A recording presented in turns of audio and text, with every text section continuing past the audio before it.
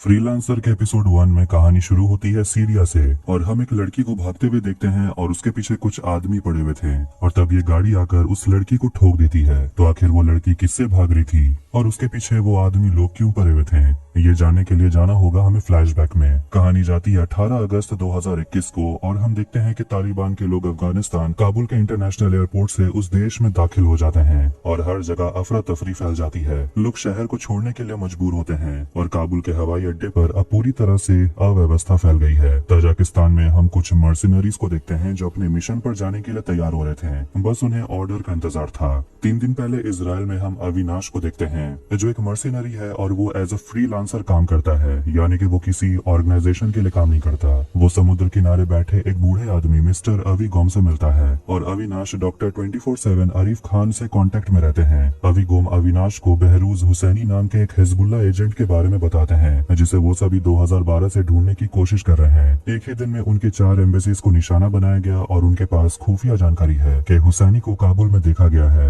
CIA उनकी मदद नहीं करने वाले, लेकिन उन्हें इतना पता है कि हुसैनी उस इंटरनेशनल एयरपोर्ट में छुपा हुआ है। फिर हम हुसैनी को देखते हैं जो उसी एयरपोर्ट में होता है और US की मिलिट्री उसे बताती है कि उनका फ्लाइट आधी रात में है, लेकिन हुसैनी को डर है कि अगर वो यहाँ ज्यादा देर रहेगा तो कोई भी सीक्रेट एजेंट उसे आकर मार डालेगा। लेकिन वहाँ जो मर्सिनरीज होते हैं जो खुद को टास्क फोर्स बास्टर्ड कहते हैं, वो आदमी हुसैनी से कहता है कि आपको घबराने की जरूरत नहीं है, हम यहाँ सिचुएशन संभाल लेंगे। तो इस सब का मतलब ये हुआ कि अविनाश को तालिबान कंट्रोल अफगानिस्तान में जाकर काबुल एयरपोर्ट के अंदर हुसैनी को ढूंढना होगा जिसके सुरक्षा में US मिलिट्री लगी हुई है और अविनाश को उन सब से निपटते हुए हुसैनी को मारना होगा। इसके बाद अविनाश उस आदमी से पेमेंट लेकर चला जाता है हुसैनी को मारने के लिए। फिर वो उन्हीं 4 लोगों से मिलता है जो उसका ताजिकिस्तान में इंतजार कर रहे थे। उसके बाद वो प्लान को डिस्कस करते हैं और बात करते हैं कि वो जिस कोऑर्डिनेट में उतरेंगे वहाँ से 500 मीटर के रेडियस के अंदर ही उनका टारगेट होगा, यानी कि हुसैनी होगा जिसे उन्हें ढूंढ कर मारना है। लेकिन वहाँ पर US नेटो फोर्स भी होंगे। फिर कुछ समय के बाद वो काबुल एयरपोर्ट पर लैंड करते हैं जहाँ काबुल में रहने वाले लोग देश छोड़कर जाने में लगे हुए थे और उनके बीच अविनाश और उसके लोग हुसैनी को ढूंढने में लगे रहते हैं। फिर उन्हें आखिर में हुसैनी का पता चल जाता है जो एक कमरे में छुपा हुआ था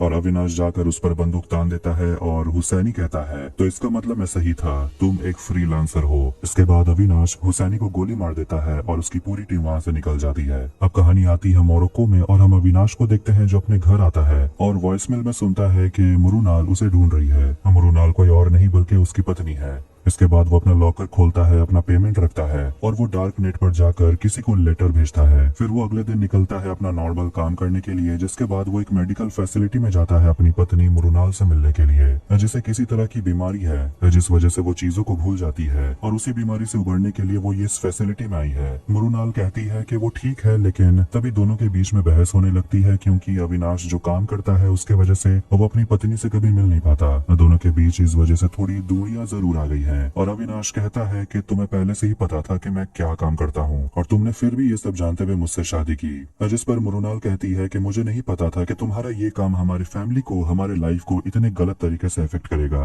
इसके बाद हम मुंबई में इनायत खान नाम के एक आदमी को देखते हैं जो अपने गाड़ी में बैठा होता है US एम्बेसी के बाहर। अब वो अपनी पत्नी सबीना से बात कर रहा था और कहता है कि अब जल्दी काम हो जाएगा। जिसके बाद वो बंदूक निकालता है और बैरिकेड तोड़ते हुए एम्बेसी की तरफ जाने लगता है और आखिर में उसे पुलिस घेर लेती है और इनायत जैसे ही बंदूक लेकर बाहर निकलता है पुलिस उस पर फायर करके उसे वहीं मार डालती है। फिर वहाँ पर बम स्क्वाड आ जाती है और उन्हें इनायत के गाड़ी में कुछ भी नहीं मिलता, यहाँ तक कि उन्हें बंदूक में गोली भी नहीं मिलती। डॉक्टर खान अविनाश को कॉल करके कहते हैं जल्दी से न्यूज चेक करो और न्यूज देखने पर अविनाश को पता चलता है कि मुंबई में हादसा हुआ है। इनायत खान नाम के एक शख्स को पुलिस ने गोली मार दी है अमेरिकन एम्बेसी के बाहर, यहाँ तक कि इनायत के बंदूक में गोली भी नहीं थी। तो सवाल ये उठता है कि आखिर ये आतंकवादी हमला था या फिर आत्महत्या का मामला। फिर हम फ्लैशबैक में जाते हैं जब हम देखते हैं कि अविनाश और इनायत मुंबई पुलिस के लिए काम करते थे। दोनों एक दूसरे के काफी अच्छे दोस्त हैं और घर पर इनायत बार बार अविनाश को याद दिला रहा था कि आज शूट आउट में उसने अविनाश की जान बचा ली, लेकिन ऐसा बार बार नहीं होगा कि दोनों वापस जिंदा आ जाएं। इसलिए इनायत अविनाश से कहता है वादा करने के लिए कि अगर इनायत को कुछ भी हो जाता है तो वो उसकी पत्नी सबीना और उसकी बेटी आलिया का ख्याल रखेगा।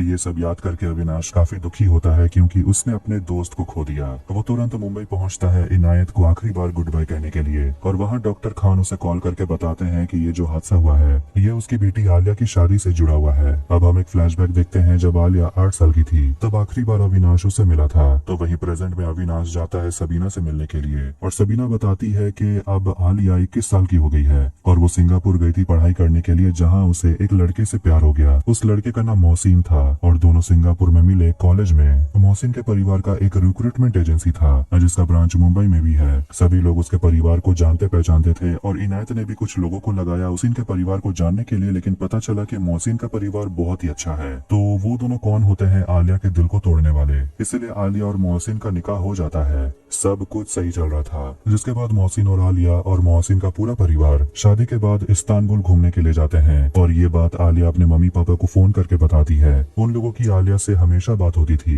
लेकिन अचानक फोन आना बंद हो गया, सोशल मीडिया से भी। ये सब देखकर इनायत एकदम पागल होने लगा था। उसने बहुत कोशिश की अपनी बेटी को ढूंढने की, उसने पुलिस की मदद भी मांगी लेकिन उन्होंने मदद नहीं किया। उसने सरकारी ऑफिस के चक्कर भी काटे लेकिन कहीं से भी मदद नहीं मिला। टाइम निकल रहा था और आलिया का कोई अता पता नहीं था और इनायत को पता था कि एक ही आदमी है जो ये काम कर सकता था, यानी कि उसकी बेटी को जो ढूंढ सकता था वो है अविनाश। लेकिन अविनाश का भी कोई कांटेक्ट इनायत के पास नहीं था और उसे यहाँ बुलाने का एक ही तरीका था, इसलिए उसने अपने साथ ये कदम उठाया, उसने खुद को मार डाला। सबीना कहती है कि अगर तुम्हारा कांटेक्ट हमारे पास होता तो शायद आलिया आजिंदा होती। अविनाश कहता है कि अगर ऐसा होता तो शायद इनायत बहुत पहले मर चुका होता। अविनाश जाता है मोहसिन के घर, लेकिन देखता है कि उसका घर बहुत दिनों से बंद है और पास ही में रहने वाली एक औरत बताती है कि मोहसिन का परिवार जब भी मुंबई आता था तो वो सभी मिलजुल कर रहते थे, लेकिन निकाह के बाद से वो कुछ अजीब बर्ताव कर रहे थे और पूरा समय उनका परिवार फरहत खाला के साथ वक्त बिताता था जो उनकी कोई दूर की रिश्तेदार थी। अविनाश फरहत से मिलने जाता है और वो मोहसिन के परिवार के बारे में बहुत अच्छी अच्छी बातें करती है और कहती है कि मैं तो बस उनके साथ अल्लाह की बातें करती थी।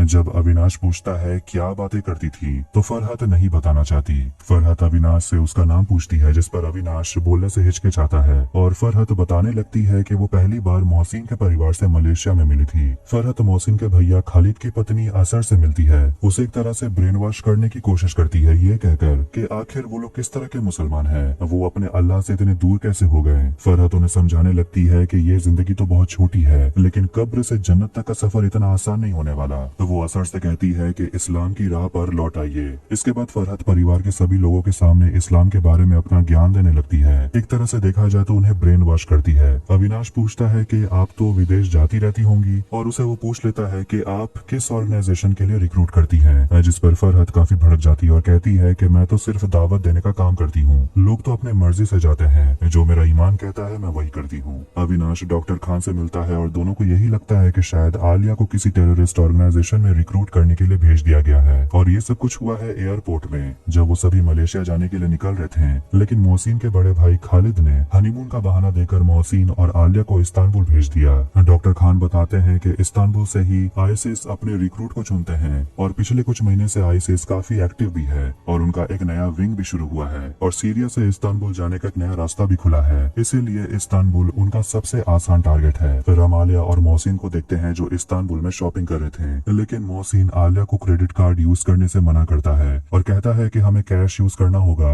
और बहाना मारता है कि कार्ड में अननेसेसरी चार्जेस लगते हैं। अगले दिन आलिया और मोहसिन मौसोलियम जाने के लिए रेडी हो रहे थे और मोहसिन आलिया से कहता है कि वहाँ पर तुम्हें अच्छे से ढक कर जाना होगा, वहाँ फोन भी अलाउड नहीं है। इसीलिए आलिया बिना ज्यादा सोचे अपना फोन मोहसिन को दे देती है और मोहसिन वहाँ से चला जाता है, लेकिन एक फोन तो बैग में ही रह जाता है जिसे आलिया अपने बैग में रख लेती है। इसके बाद मोहसिन और आलिया एकदम रेगिस्तान के बीचों बीच खड़े होते हैं और आलिया सोच रही थी कि उन्हें लेने के लिए एक कैब आएगा, लेकिन वहाँ पर एक बड़ा सा ट्रक आता है उन्हें लेने के लिए, जिस पर वो सभी चढ़कर बैठ जाते हैं। फिर वो सीरिया बॉर्डर तक आते हैं जहाँ आईसिस के लोग उन सभी का पासपोर्ट चेक करते हैं। आलिया बहुत घबरा रही थी कि आखिर वो कहाँ आ गए, कहीं उनके जान को खतरा तो नहीं होगा, जिस पर मोहसिन उसे शांत करता है और कहता है चिंता करने की जरूरत नहीं है, हम अभी भी तुर्की में ही हैं। फिर शाम के समय वो एक होटल में पहुंच जाते हैं और वहाँ मोहसिन आलिया के सामने खुलासा करता है कि वो असली में एक आईएसआईएस ग्रुप के लिए काम करता है और वो कल सीरिया जा रहे हैं।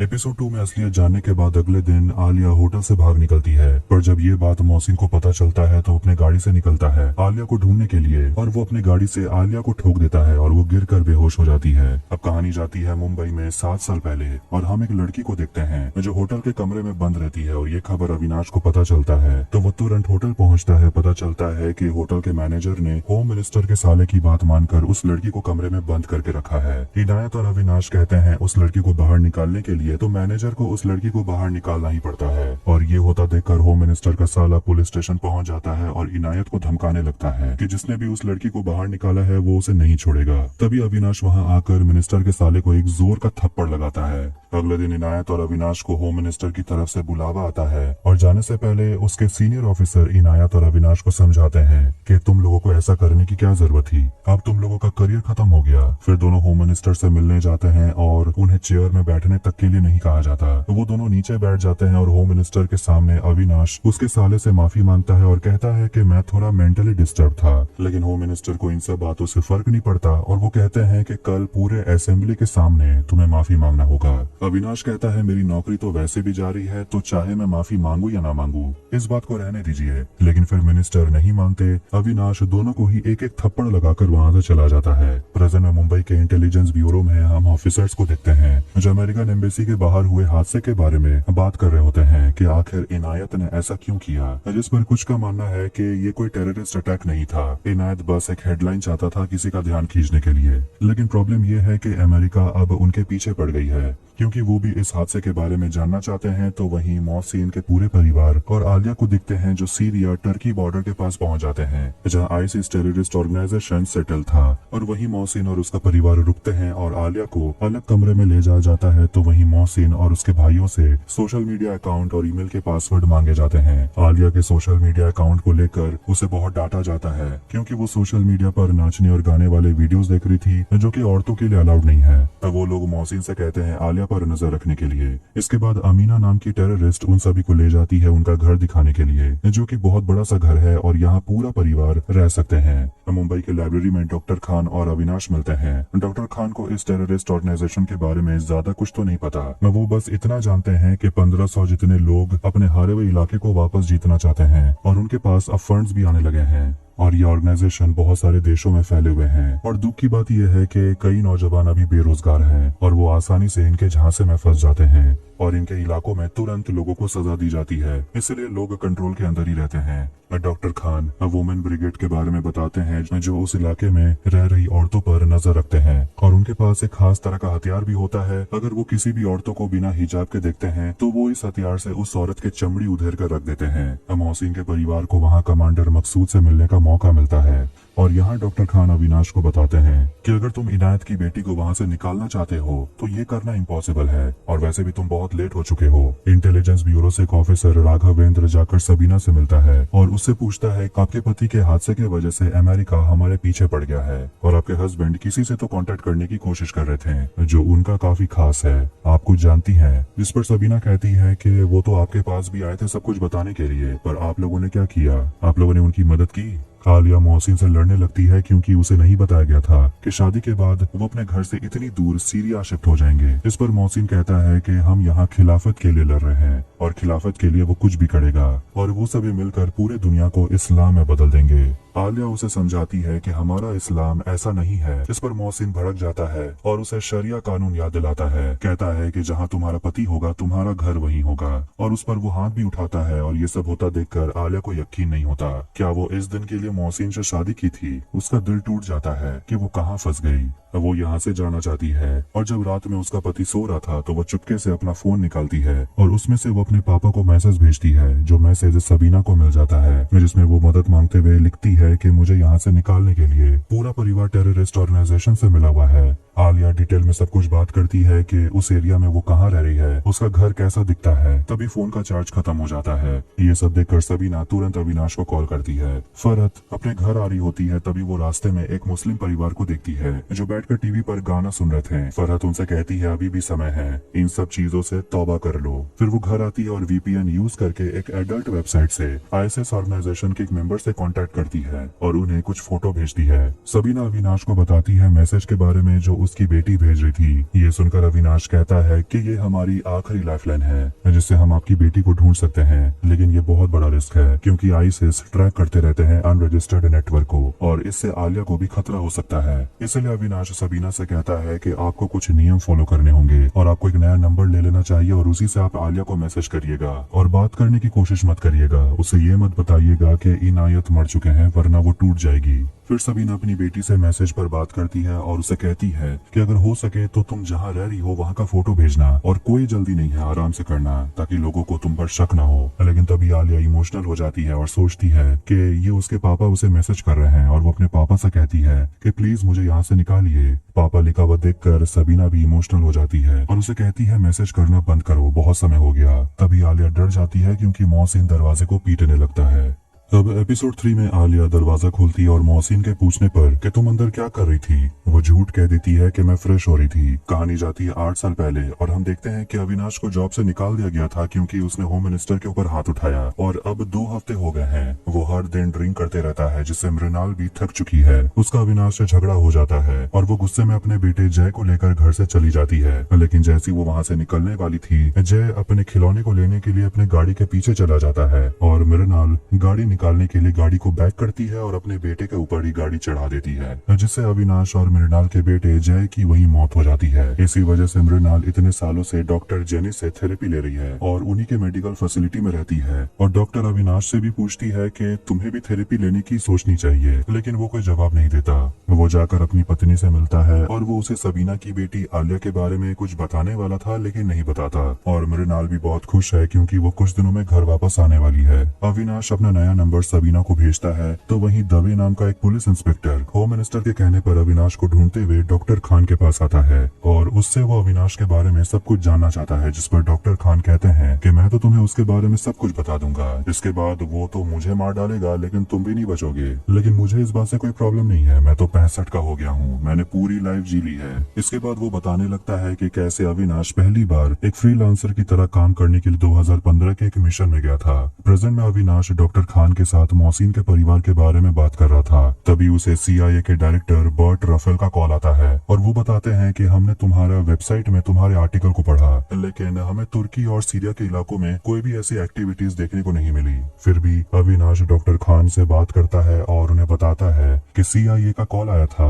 और वो इस मैटर को इग्नोर कर रहे हैं, लेकिन ऐसा लगता है कि उन्हें थोड़ा सा इंटरेस्ट तो है। डॉक्टर खान बताते हैं कि दवे आया था लेकिन मैंने उसे उसकी औकात दिखा दी। तो वहीं सीरिया में मकसूद को अविनाश के बारे में पता चलता है और वो पूछताछ करने लगते हैं कि आखिर इसका नाम है क्या और वो किसके लिए काम करता है। होम मिनिस्टर काफी गुस्से में है कि एक सस्पेंडेड पुलिस ऑफिसर को वो ढूंढ नहीं पा रहे हैं। इस पर दवे कहने लगता है कि वो कोई आम आदमी नहीं है और उसने मर्सिनरीज और अलग अलग देशों के सीक्रेट एजेंट के साथ मिलकर उसने ट्रेनिंग ली है। अब तो उसका दूसरा नाम भी है द फ्रीलांसर। आपको उसके बारे में सोचना छोड़ देना चाहिए, वरना अगर वो आपके पीछे पड़ गया तो मुसीबत पड़ जाएगी। और वो एक इंडियन एजेंट के बारे में बताने लगता है जिसे पाकिस्तान के लोगों ने पकड़ लिया था, लेकिन अविनाश ने अपना दिमाग लड़ाकर पाकिस्तान के जनरल जलान के कंप्यूटर को हैक कर लिया और उसके सारे पर्सनल डॉक्यूमेंट्स निकाल लिए। फिर एक दिन जब जनरल जलान गया था दुबई एक मीटिंग के लिए तो अविनाश ने उसे किडनैप कर लिया और तब इंडिया ने अपने इंडियन एजेंट के बदले में पाकिस्तान को उनका जनरल जलान देने की बात की।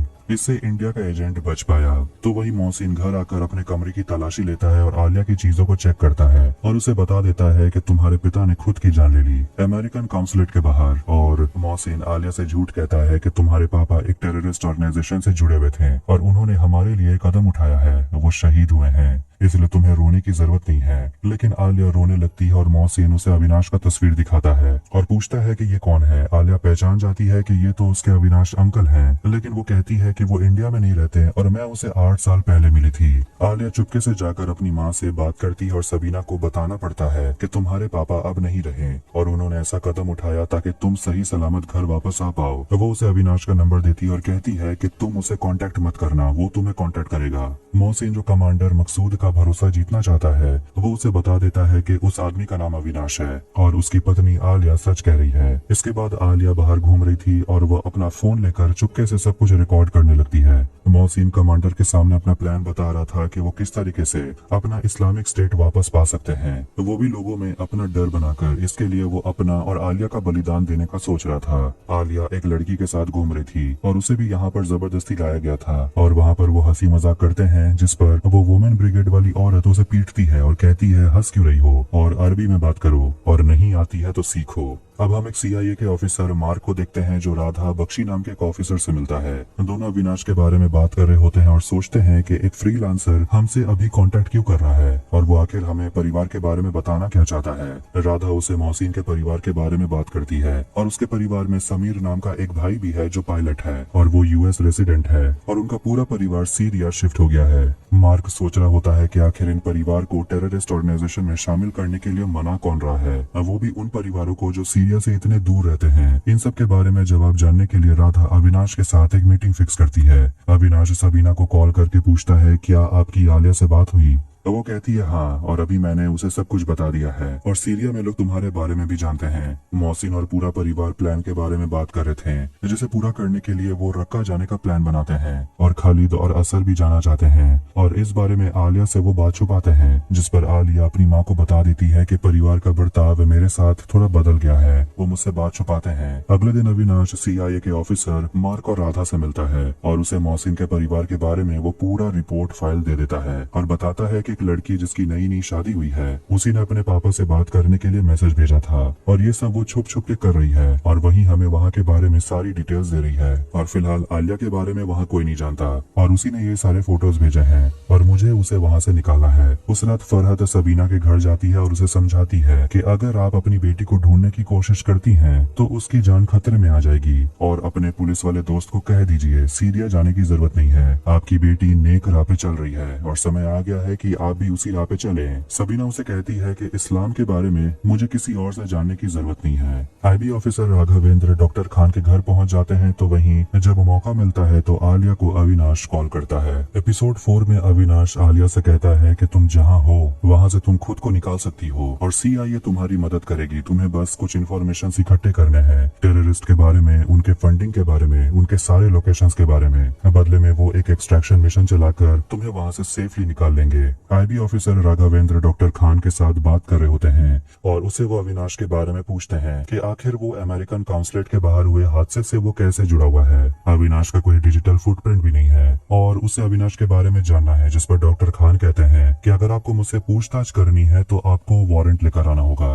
अविनाश जो मोरक्को में है उसे डॉक्टर खान बात करते हैं और वो अविनाश को कहते हैं कि तुम्हें अमेरिका से एक कदम आगे का सोचना होगा, क्योंकि अगर उन्हें लोकेशन मिल गया तो वो वहाँ अटैक कर देंगे। उन्हें बस अपने पायलट से मतलब है, इसलिए वो इस परिवार में इतनी दिलचस्पी ले रहे हैं। डॉक्टर खान आगे बताते हैं कि IB ऑफिसर राघवेंद्र को तुम में काफी इंटरेस्ट है। उसके बाद अविनाश तुरंत अपने साथी कैप्टन बरार को कॉल करता है और उसे एक मिशन के लिए तैयार रहने के लिए कहता है, जिसके बाद अविनाश अपनी वाइफ मृणाल से मिलने के लिए जाता है। फिर आलिया को जैसा कहा गया था वो बिल्कुल वैसा ही करती है। वो अपने परिवार और पति के साथ घुल मिलकर रहने लगती है और सारी इन्फॉर्मेशन इकट्ठा करके अविनाश को देते रहती है और कहती है कि खालिद, वाजिद और समीर को आर्म्स ट्रेनिंग मिल रही है, तो वहीं आईसिस के पास अब एयर पावर भी है जिससे समीर गाइड करेगा और वो और मोहसिन खालिद और असर के साथ रक्का जाने के लिए निकलने वाले हैं, लेकिन आलिया को नहीं पता है किस लिए। अविनाश अपने दोस्त कैप्टन बरार से मिलता है और उसे आईसिस के ऑयल इकोनॉमी के बारे में पूछता है, जिस पर वो कहने लगता है कि आईसिस अपना ऑयल अपने ही लोगों को बेचते हैं और कुछ बाहर देशों में बेचते हैं। इन शॉर्ट कहा जाए तो वो ढेर सारे पैसे कमा रहे हैं और कम दाम होने की वजह से कैप्टन बरार के देश भी वहीं से तेल खरीद रहे हैं, वो भी एक खुफिया रास्ता से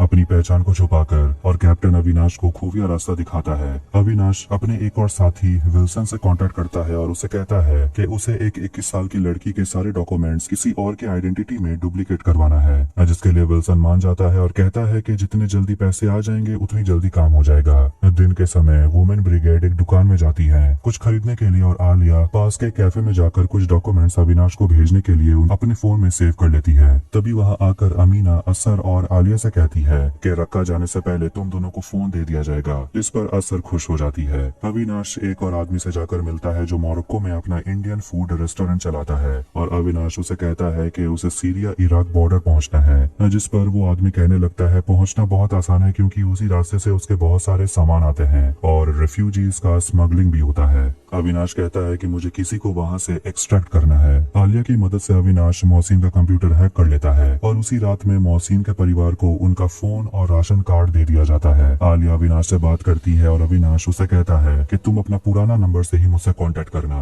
और सभी के नंबर मुझसे मैसेज कर दो। अगले दिन अविनाश मार्क और राधा से मिलता है और उससे मोहसिन के परिवार का कांटेक्ट नंबर दे देता है और कहता है कुछ दिनों में हमें और भी इंफॉर्मेशन मिलने वाले हैं और हमें लैंडमार्क भी मिल जाएगा। लेकिन अविनाश को समझ आ जाता है कि CIA को सिर्फ पायलट समीर को बचाना है क्योंकि वो एक अमेरिकन रेसिडेंट है और पायलट होने की वजह से उसके पास अमेरिका के कुछ कॉन्फिडेंशियल इंफॉर्मेशन हो सकते हैं और उन्हें आलिया की कोई परवाह नहीं है। लेकिन राधा भरोसा दिलाती है कि उनका डील हुआ है और वो इस डील से कभी नहीं मुकरेगी। अविनाश उनसे कहता है परिवार के सदस्य का नंबर मिल गया है तो उन्हें जल्दी से ट्रैक करने के लिए। मकसूद अपने लोगों से कहता है हम मोहसिन के परिवार को किसी भी चीज में दिक्कत नहीं आनी चाहिए और कहते हैं कि उनका घर हर समय चेक करते रहना क्योंकि उनका परिवार ऐसा परिवार है जिसे देखकर और भी कई परिवार खिलाफत में जुड़ने के लिए आ रहे हैं। और सुबह असर और खालिद अपने प्लान को अंजाम देने के लिए रक्का निकल जाते हैं और वो दोनों वापस अपने घर नहीं आने वाले। इसके बाद वो दोनों रक्का के बीच बाजार में जाते हैं और खुद को बॉम्ब से उड़ा लेते हैं और ये सब कुछ मोहसिन रिकॉर्ड कर रहा था और ये खतरनाक मंजर देखकर आलिया बहुत डर जाती है। और इसी के साथ 2023 में रिलीज हुई फ्रीलांसर एपिसोड 1, 2, 3 और 4 यही एंड होती है। अगर आपको ये वीडियो पसंद आए तो वीडियो को लाइक करें, चैनल को सब्सक्राइब करें। मिलते हैं नेक्स्ट वीडियो में। Take care.